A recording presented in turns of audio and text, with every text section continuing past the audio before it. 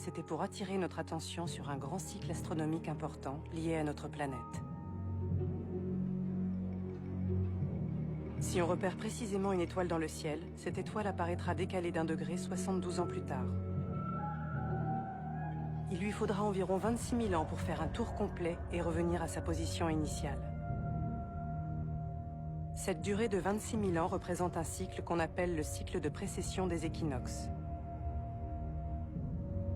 Pour repérer la position précise de la Terre dans l'univers, les astronomes modernes se servent notamment des constellations du zodiaque, qui sont un moyen simple de visualiser la position des étoiles.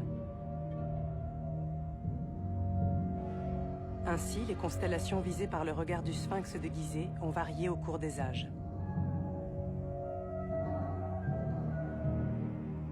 Le pyramidion trouvé au pied de la pyramide rouge de Snéfrou contenait une autre information d'importance. Il mesurait précisément 12 coudées de périmètre et la présence de pi indiquait qu'on faisait référence à un cercle divisé en 12 parties, un zodiaque.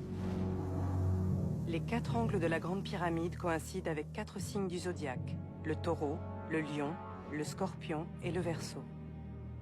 Dans l'Antiquité, l'aigle remplaçait le scorpion et le verseau l'ange, comme on peut le voir aux façades de nos cathédrales.